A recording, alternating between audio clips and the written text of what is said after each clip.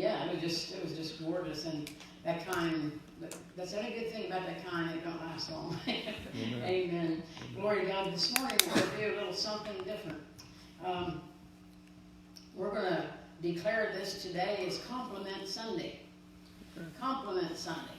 And if you'll see, every one of you was given, and if you wasn't, please raise your hand, and Becky will make sure you get one. But if you was given one of these hearts with the mint on it, notice compliment, and you're asked, everybody to write their name on them, and that we would, and again, like I say, please, if you don't have one, please let us know.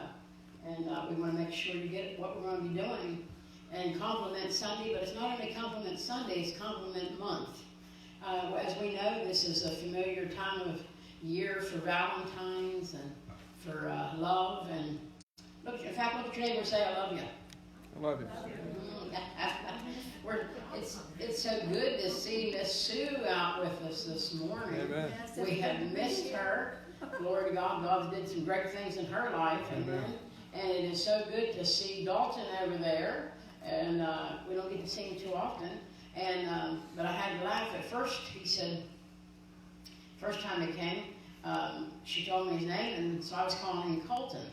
And he said, no, it's Dalton. So I remember this time. Lord God, I ate my Wheaties. Glory to God. It's so good to see each one of you out this morning. And what the Lord is going to do. And hopefully in these next 3 weeks, we want to, as we're declaring this Compliment Month, how many know that we live in such a crude world that a lot of times just one word can tear you down, somebody says to you. One word, sometimes that's all it takes. Absolutely. It can ruin your whole day, it can ruin your whole month, it can ruin the next couple of years because of something that somebody says. And we are going to learn this morning that you have in your mouth, you have a sword or you have a knife in your mouth. And you can use that for good or you can use it for bad. Amen? Lord God, how many's ever had somebody to come along and say something that really tore you down and it really got into your spirit? You know what I'm talking about? Amen. Yes. Remember now, there are soul wounds and there are spirit wounds. And there are flesh wounds. And we know that a lot of times a flesh wound, you can, get a wound in it, and they go and they help you and take care of it, and you're all right, and a couple months later you don't remember it. But then in the spirit realm, we know that there are spirit wounds, and we also know there are soul wounds. Amen. And if you ever have had a spirit wound, and that is a wound that gets down into your very heart and break down into the very inner being. Amen. And that is a spirit wound that you can carry. Amen. And a lot of times it started with one harsh word. Yes. One harsh word is all it took. That's right. And it can just change the whole trajectory of where you're going and your destiny. And you say, oh, Sister Jackie, that's not possible. Yes, it is. Words are so powerful. So this morning I want you to look with me, and we're going to look at the book of Proverbs. And Proverbs is in the Old Testament if you're not sure. Proverbs is right after Psalms, right in the middle of your Bible. Proverbs, so much good wisdom in Proverbs. You've never taken the time to read some of the Proverbs, please do, because there's so much good wisdom in Proverbs. It'll teach you how to live. It'll teach you a lot of things about yourself. Glory to God. In Proverbs, we're going to look at chapter 25. Chapter 25, verse 11. Proverbs 25:11. If you don't have a Bible, there's Bibles in your pews. You can grab one. And I'm reading out of King James this morning. Father, I just thank you and praise you this morning for the opportunity to come and all of us to get together in fellowship and learn your word, Lord, together and love on one another and to worship you and to glorify your name. We thank you, Lord, that this word is anointed and it is going to go forth and do what you have all prosper and want it to do, Lord. It's going to prosper in your heart and bring forth fruit. In Jesus' name, amen. Amen. Look at your neighbor and say, I'm a receiver. I'm a receiver. Mm-hmm. We can be receivers, or we can be somebody who shuns that word. But if you're a receiver, you open up your spirit and say, yes, I'm receiving this morning. Compliment Sunday. You wrote your name on the little hearts with the mint, compliment. And we're going to see a couple things how I'd like to see in this next month some different, how do I want to say it, altitude change in our families, in our church, in our workplace, in the community, just because the way you're going to start talking. Oh boy. Amen. Now, raise your hand if you ever had to change something and go back and maybe apologize or change something that you said. Raise your hand. Every single one of us. Amen. If you're a human, you had to do that sometime in your life, didn't you? Amen. Glory to God. And so we're going to learn a couple things about this tongue and these words. Proverbs 25:11. Let's see. Let's look at. I want to go up to where I want to start here. Yeah, let's go to verse 11. A word fitly spoken is like apples of gold in pictures of silver. And I remember when I was young and I was reading that, and I used to think, what in the world does this mean? And then I would go and I'd search it out, and when I get a little older, and I realized a lot of what this is talking about. Because if you look at Proverbs and a lot of Solomon's teachings and all, he did a lot of allegories, and he did a lot of things to, he made word pictures and things that, and sometimes you really have to get in there and, look and say, what's he talking about? But this morning, I just want you to get for a second, how many like art in here? Do you like art? You like pictures? Yeah, several of us, yes. I love art. I love to go to art galleries and look at the famous paintings and the famous pictures. And wow, I mean, I could just take in for hours in there. My son, too. He was an art major.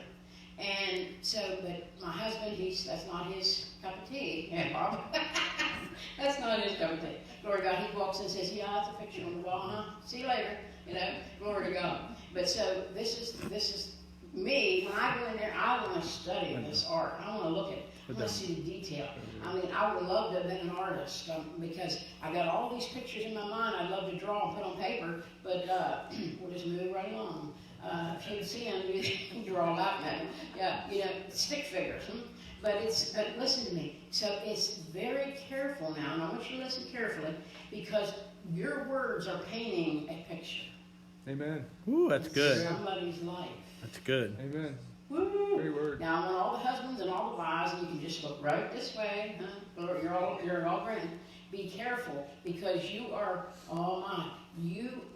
painting a photograph, painting an art, painting a painting in their life. Your words that sometimes will live on and live on and live on and live on. Mm. Man, this is good, amen? Amen. That's what it says. It says, a word fitly spoken. We're going to stop right there for one second. Fitly, and I don't know what version you have, because there's many different versions, but just use just for this one version. Fitly means this. It means an appropriate word at right timing. Amen. Wow. Think about that for a minute. Wow. A lot of times we might have a right word for somebody, and we got to be careful because it's the wrong time. Amen. That's right. Boy, that's good. That's very That's good. happened. Amen? That's right. Happened to you? And if somebody gets you and think, oh, I shouldn't have said that. Because it wasn't that it was a bad word. It wasn't something that was, you might have really meant something good, but it was the wrong timing. Hello? Amen. As we well know, sometimes you can say the wrong word at the wrong time. Can anybody say it? Amen. And guess what? And I hate to say this morning, but this is so true. After that word is spoken out, now listen, do you know that your words are all over this universe? That's right. Everybody say ouch. Ouch. From the day that you were born and you start mama and dada, these words, oh my, your words have presence. Amen. Just like your thoughts have presence.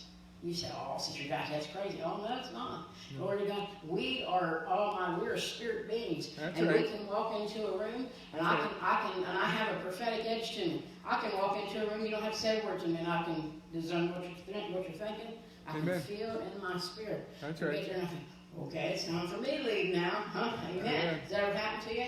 And somebody don't even have to say what That's right. you can feel, because our thoughts and our words have presence about it. And and you've heard somebody say before, it's a weighty word, or I got to be careful what I said, or you ever get, oh my, this is for somebody. Did you ever get around somebody that you have to walk in eggshells with? Yes. Amen. You're scared enough to say the wrong thing. Huh? And I'm just moving right along here, amen. Amen. Glory to God. But it's so true. And the Lord told me one time, amen, he told me, he gave me a vision. I was praying, he gave me a vision. He told me, he said, I want you to get, he showed me this great big alligator. He said, I want you to get alligator skin. And I said, what, Lord? I was young in the Lord. And I said, alligator skin? What do you mean, Lord? And he said, I want you to get alligator skin. He said, because that skin is so tough. He said, and that skin, he said, is just so resistant to hurt. He said, they can go in the water and go on the land and do all kinds. And he said, it's so tough. He said, they don't have to worry getting sunburned. He said, they don't have to worry about none of these things. And I said, well, Lord, why would you want me to have to? He said, because, he said, when you're in ministry, he said, you have to get that tough skin where all these offenses don't bug you. That's right. And he said, you're not easily offended. You're not easily hurt. He said, because you'll have to deal with people's words the rest of your life. Amen. Amen. Because a new revelation for any of you who think about ministry, not everybody likes you. Amen. Just pray it this way. Amen. Nudge your neighbor, huh? Glory to God. Amen. None of you, Amen. you all love one another. Amen. Glory to God. And so now listen to me carefully. A word fitly spoken. So the Lord told me, he said, a compliment. He said, I want this to be Compliment Sunday, and I want it to be Compliment Month. I want you to begin to go around, and he said, I want you to begin finding the good in people. He said, I want you to go around and begin complimenting people. Amen. He said, sometimes one compliment Amen. can set the whole tone for that person's day. Absolutely. Yeah. Amen. Somebody can walk in the room and say, wow, my goodness, you look nice today. And that person will go, oh my, when they walk out of there, they feel 10 feet tall. Huh? And then you can have the opposite of that. They walk and say, my Lord, you look bad. And they might be feeling great by the time they walk home. Wow, I do look bad. Man, I really feel it. And you feel back this high. Did it ever happen to you? Because of the power of your words. That's right. If we could only understand, because being spirit, listen to me, spirit being, if we could only understand the weightiness of our words, you can set the tone in a church. Amen. You can set the tone in your marriage. You can set Amen. the tone in your job. You can set the tone right to go to the market. Huh? You can set the tone in the restaurant. Glory to God, you can walk in and that waitress is having a bad day, and the waitress is just, oh my, she's real nasty to you. And almost what I do, I always try to find something to compliment. And all at once it takes the edge off. And she goes, and all at once things change. But the bad thing is, most of the time, we don't do that. Most of the time, we react to that spirit, and we jump down their throat.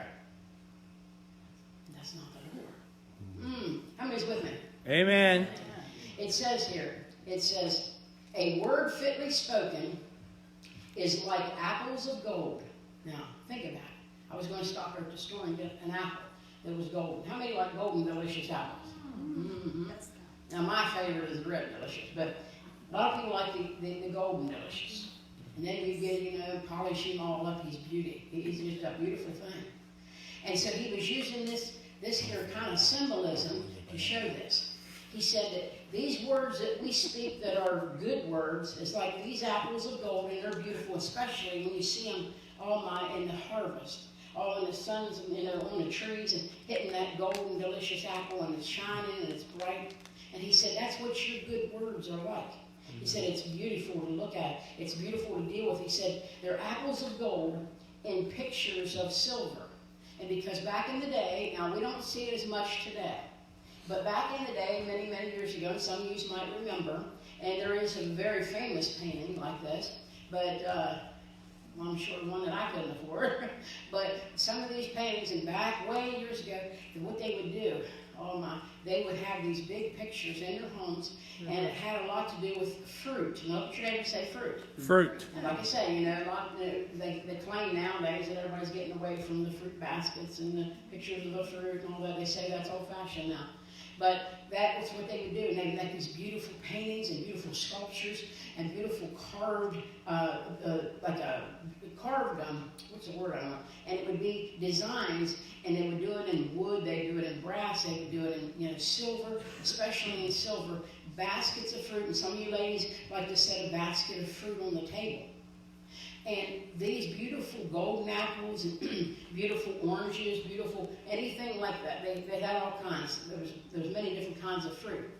And it would set it on the table, and then they would make paintings of it. And they would make carvings of it. And like I say, there's some very famous paintings that's worth thousands. Like this. And like I say, today we don't seem to see it as much. And it said, that's what he was using, that's what kind of words that you and I should be having. That, oh my, just like that beautiful fruit. Oh my, that it'll bring forth, and people will stop and go, wow, well, I got to get to know that person. Wow. Did you ever have somebody get there, and somebody, they say, I got to get their phone number. I got to know them better. Wow, they just have beautiful speech. They have elegant speech. They, you know, and here's something very important. Because you got to be careful, because you don't want to be known as somebody, oh my, that your speech drives away people. Oh my, you say, Sister Jackie, this is hard.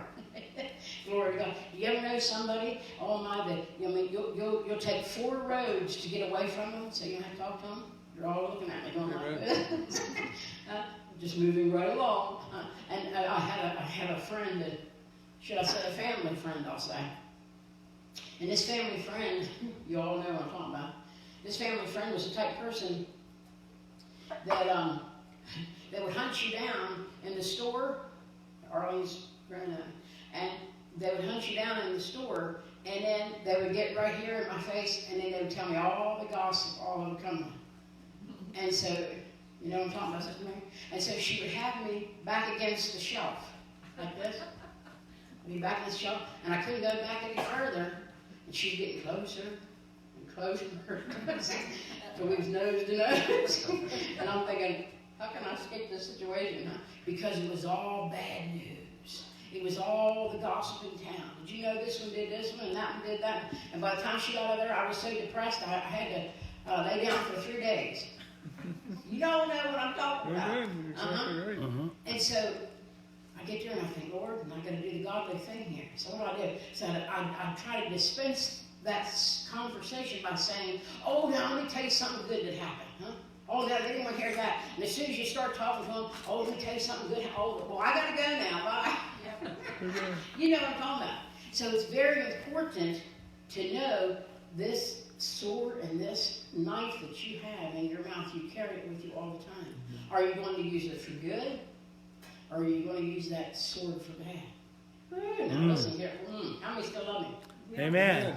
It says, they're words fitly spoken, and they're like these beautiful apples of gold in these pictures of silver. I want you to look at, let's see, Proverbs 12:25. Just a couple pages over. Proverbs 12:25.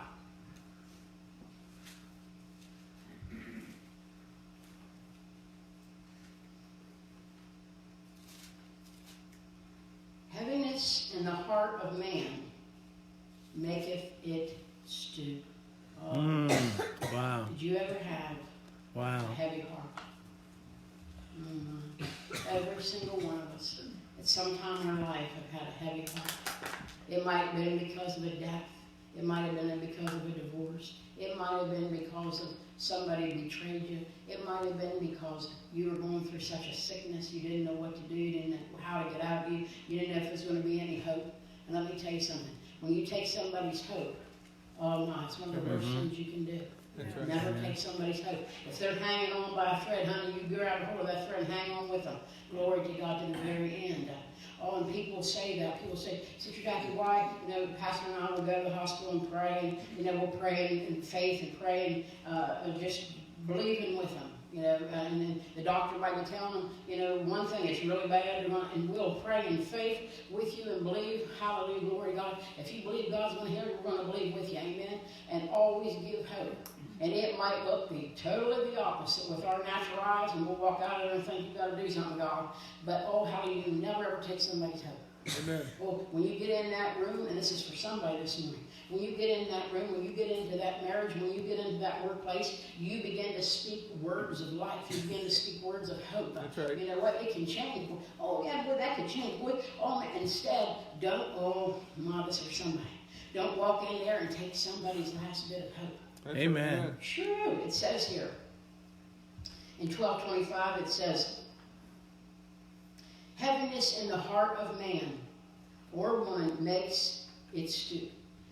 Even the doctors, even the scientists are telling us that this is so much of the problem with our hearts is because we have heavy hearts. Amen. We're walking around with all this anxiety. Anybody say amen? Amen.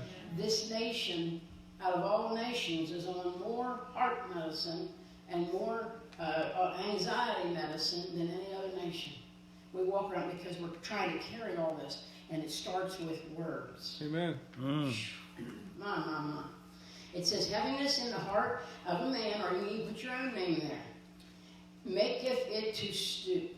Ooh, my. How many has ever seen this? How many, oh, I'm sure you've seen it. Somebody is so down and they're so depressed and actually their physical person actually starts to stoop over. And it gets shorter and shorter and shorter. And their shoulders actually start drooping because of all the load they're carrying. Amen. And that's your opportunity, to show Jesus. Hallelujah. That's your opportunity to come by and say, hey, you know what? Oh, my, God's going to do something for you, and begin to give them a good word. Begin to share something positive with them. Glory to God. Like I say, you may not even be able to see it. In the natural, you may not be able to see it. But hallelujah, get in the Word of God and find something good. Give them a little bit of hope. Amen. Glory to God. And it says, because you can make a change even in that heart. Now, Pastor and I learned of this one man. How many know that laughter is one of the things that's missing in this world? Absolutely. And I have to laugh because Davey will get there and he'll tell a joke, you know. And he does that, and sometimes I'll get there and I think, Davey, what are you doing? And he says, Mom, I did that to diffuse the situation. And because sometimes a laughter will be what will break that ice. Absolutely. And people will, and you ever walk into a funeral home and everybody's sitting there gloom, doom, and agony. You get to think, oh my life, what can I say? What can I do? We're going to begin to think of positive things. Begin to speak positive words. Begin to speak hopeful things. Don't be like some people I know that they'll start telling, you ever go, and we have to laugh. We have friends that they'll be in the hospital, and they'll come into the hospital and start praying for you, and that's wonderful. But next thing you know, they begin to tell you all about their surgery and how horrible it was. Yes. And by the time they get done, you're going like, oh my Lord. You're worse than you was. Huh? Don't do that. Amen. Glory to God. Let me never say don't do that. we had the life. Pastor was in the hospital, and this dear man come to pray for him. And it was so funny. He was in agony. He was having gallbladder surgery. He was in agony. And he was there, and that precious brother got there, and he sat on the bed, Jimmy, and he started bouncing on the bed, and bouncing on the bed, bouncing on the bed. And I'm going like this, and poor David's in agony, you know, he's in another world. And I'm thinking, you know, you can pray, but you don't have to bounce. Amen. Glory to God. And then it was, you don't know the agony you're going to go through. Oh, my Lord, it's so horrible. I'm going like, oh, my Lord. David wanted to jump out the window. I bet. Is anybody with me this morning? Amen. The power of your words. Amen. Glory to God. Heaviness in the heart of man maketh it stoop, but a good word, now look, should I ever say good word? Good word. Maketh it glad. Oh, my. A good word, one good word can turn that situation with that heart around. Amen. One good word. This is for somebody this morning. If you feel it makes me cry. If you feel of value to somebody, it can change your whole destiny. It can change your whole life, your whole outlook. But when you do not feel valued, Amen. Yes. when you feel like, Yes. what am I even doing here? Yes. Amen. I don't amount to anything. I don't mean anything to anyone. And that is one of the saddest things.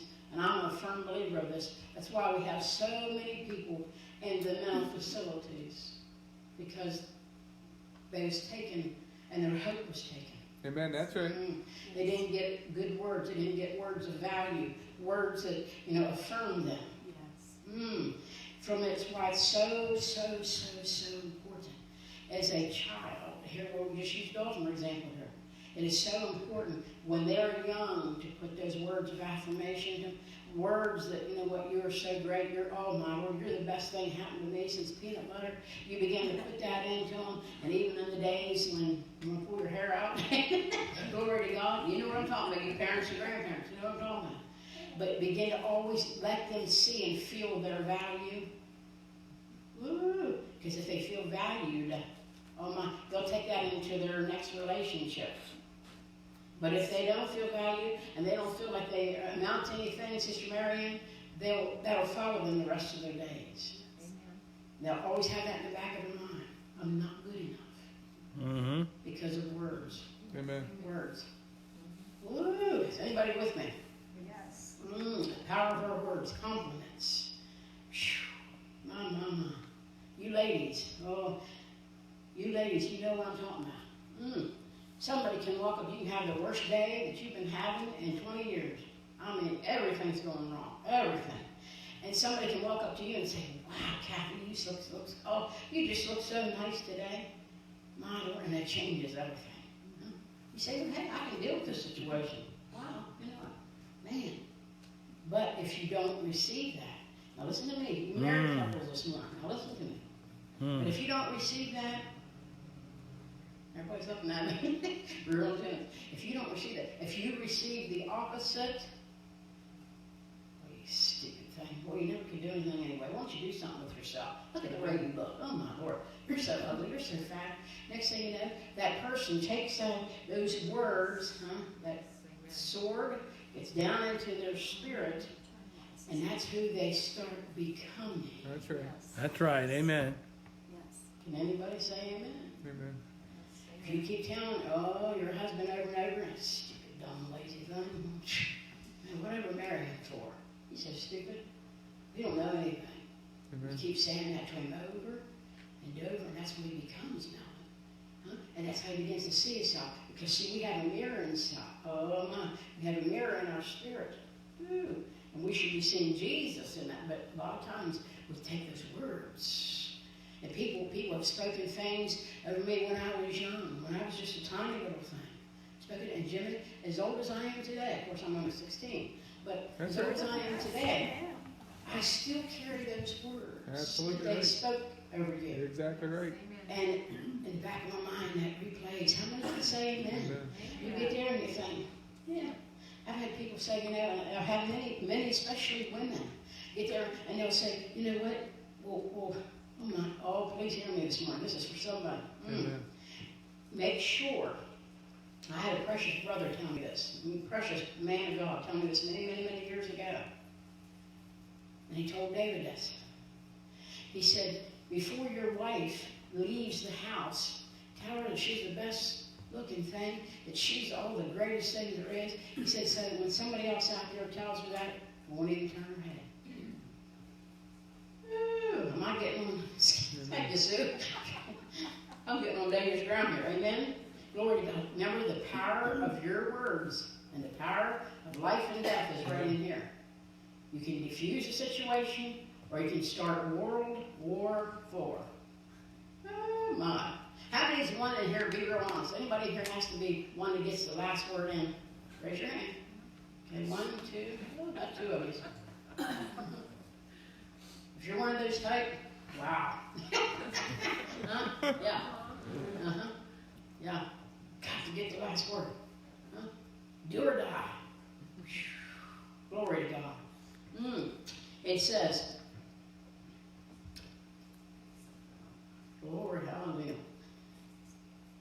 Bitterness in the heart of man maketh it stoop, but a good word maketh it glad. How many can also say, Sister Jackie, I could use some joy. I really could. I really could. I could use Amen. some joy back in my life. I really could. Amen. I could use a spirit of gladness to hit me. Amen. I could use a spirit of gladness. Maybe that's what we need to, all we need to do in this congregation. We're going to start having laughing nights. Yeah, that's, yes. And all we do is laugh. I ain't going to tell anything bad. I don't hear no kind of nothing. Just a spirit of laughter. Glory to God. Hallelujah. And when you get that spirit of laughter, glory to God, I mean, it changes everything. Like when I mean, just laughing gas. How many's ever had laughing gas? Sure. Woo! Oh, you're just floating out there somewhere. Glory to God. Woo. Sometimes that's what we need, is to get rid of these heavy hearts, is a spirit of gladness to come on us. And so we begin to see things differently. Remember I told you in the beginning of the year about the vision. The Lord's changing our vision, even with this. He's wanting us to get a spirit of joy, and not only joy, but a spirit where we begin to compliment one another. And let it start in the house of God. Let it start in your home. Amen. Let it start wherever you go. On your workplace, you men and you women, on your workplace, go and start that person that's so hard to deal with. Oh my, they're just so hard. Begin to go and find something good to say about them. You're laughing. Hello, Vicky. How are you doing back there? Begin to find something good, and you're going to see how that's going to start diffusing situations. And sometimes it's hard. Mm-hmm. It is. Sometimes it's the hardest thing in the world to find something good about that person. Lord God, that you begin to ask the Holy Spirit, and He'll begin to show you. Because, oh my, this is for somebody. Because remember this. Remember this. And it's so true. It's an old saying, but it's so true. Hurting people hurt people. Yes. Amen. Yes. Very true. I'm going to say it again. Hurting people hurt people. I'm reminded of a person I know. And this person, oh my, has prickles. Prickles everywhere. You can't touch him, you can't get near him, you walk in eggshells, so afraid that you're going to say the wrong thing, you're going to look the wrong way, you can't never be yourself, and if you say the wrong thing, oh my land's you're not going to talk for another 20 years, and if you say the wrong thing, they're not going to talk to you another 20, and say, you all know what I'm talking about. They have prickles.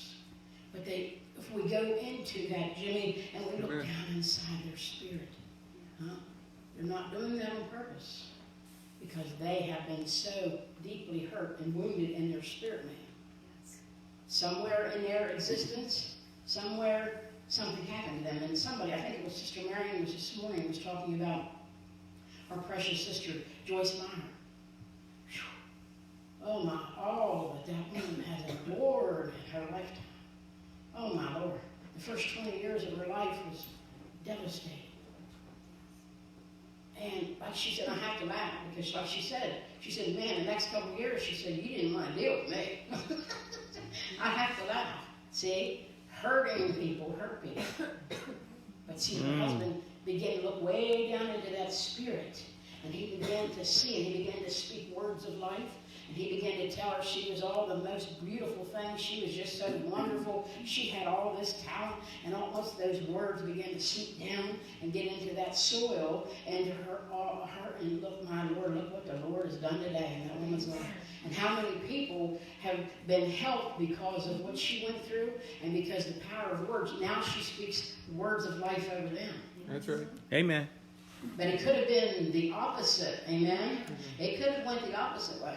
I know Pastor Dave and I deal with many people that it went the opposite way. Whew. Because those words were not words of life. We're going to look in the last verse. Turn the page over to Proverbs 18. Proverbs 18. Proverbs 18, verse 21. Verse 21. Death and life are in the power of the tongue. Think about that. And that's we just skim right over that scripture. That's one of the most powerful scriptures there is.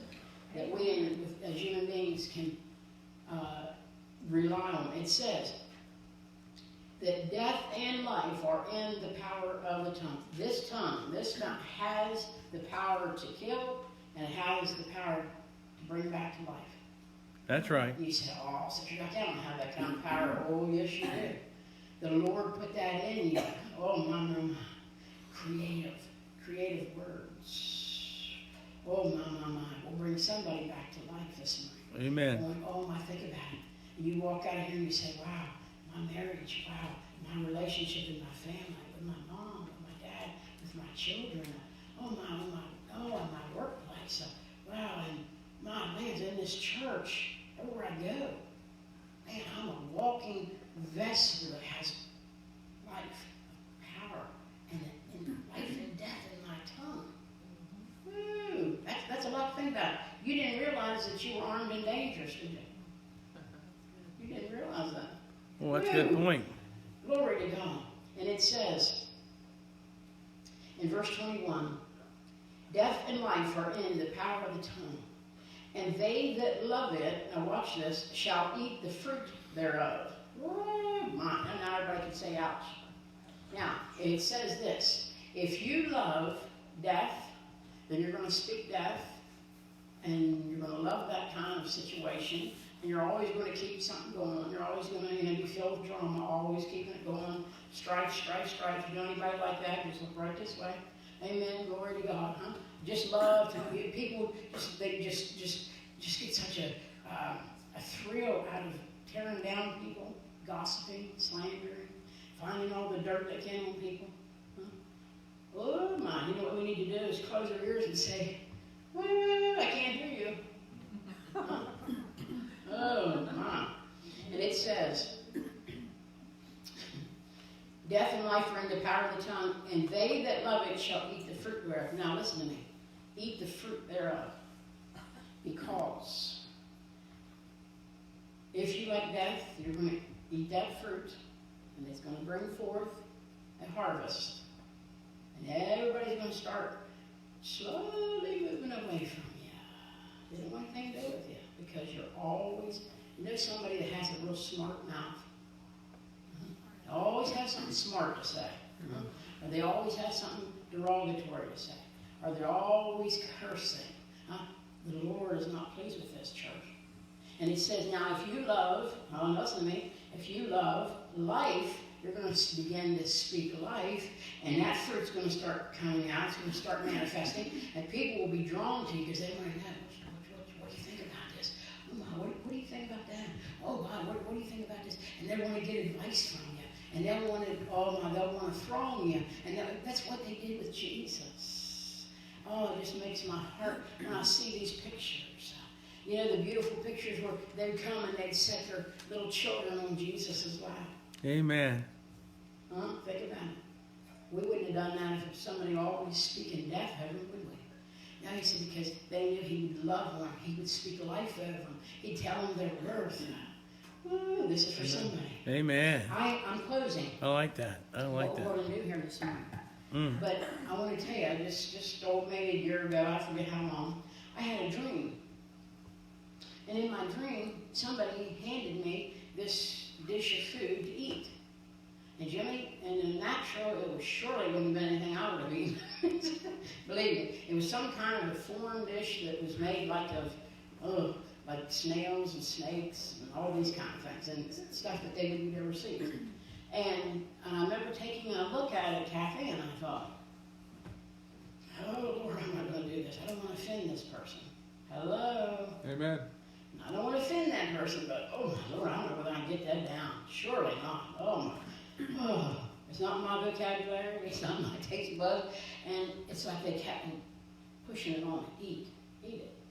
Just go ahead and eat it. Oh, you just go ahead and try it. Oh, just go on. You'll love it. And I think, Lord, I don't want to offend people, but So I said, okay, I'll tell you about it. Remember reaching in and getting them. I think, oh, help me, Lord. Help me. And Calgon take me away. You know, I remember eating this. And just as I did, oh my Lord, then I became sick. Amen. And then in the dream, I had to regurgitate it, and the Lord spoke to me, and He said, as I regurgitated, all at once it turned around, and it was a big snake. Oh, a great big snake on my tray.